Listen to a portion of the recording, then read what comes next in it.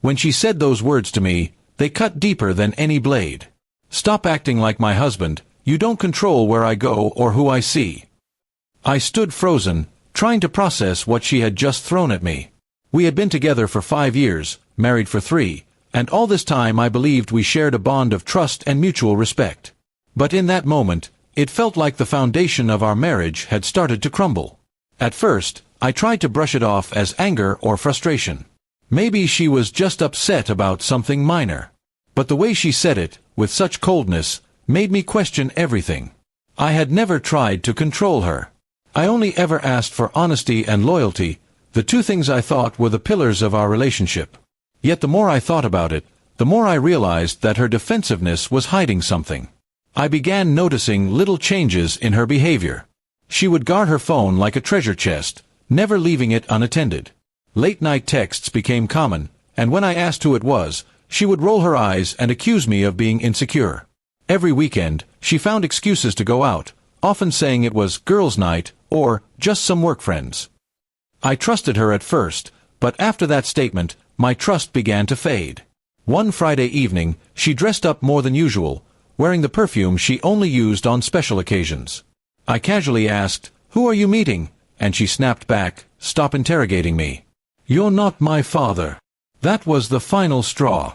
I knew I had to find out the truth for myself, no matter how much it hurt. The following weekend, when she said she was going out again, I quietly followed her. My heart raced as I drove a few cars behind, afraid of what I might discover. She didn't go to any restaurant or shopping mall.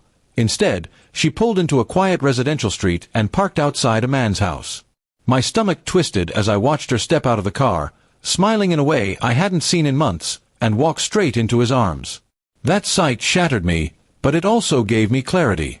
She wasn't just disrespecting me, she was betraying me. I stayed in the car for hours, waiting for her to come out, my mind spinning with a storm of emotions. When she finally returned, she looked radiant, as though she had just lived another life where I didn't exist. The next morning, I acted normal, hiding my pain behind a mask. I needed a plan. I couldn't simply confront her. I wanted her to see the consequences of her choices.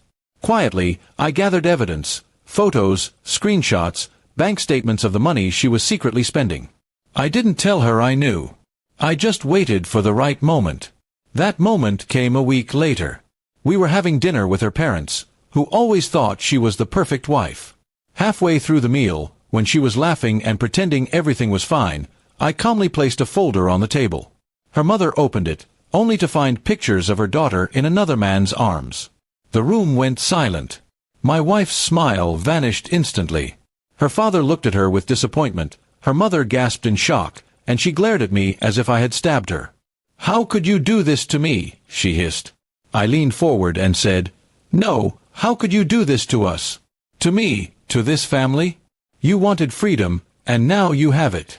I stood up, placed my wedding ring on the table, and walked out. The silence in that room followed me all the way home. By the time she returned later that night, I had already packed my things.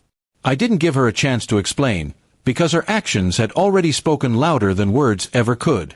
In the weeks that followed, she tried to call and text me, begging for another chance. But I ignored her. She made her choice the moment she thought my trust was control. I moved into a new apartment, started focusing on my career, and slowly began rebuilding my life. The best part was the peace I felt. No more lies, no more late-night fights, no more walking on eggshells.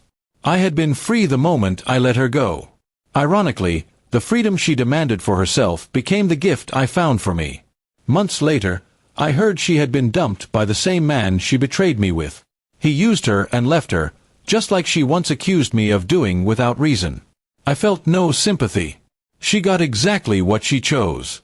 Now, when I look back, I don't feel bitterness, only strength. She told me I wasn't her husband in the way she wanted. And in the end, she was right. I wasn't the man who would tolerate being disrespected or betrayed. I was the man who knew when to walk away and claim my own life back. That was my revenge. Not shouting, not fighting, not begging her to change.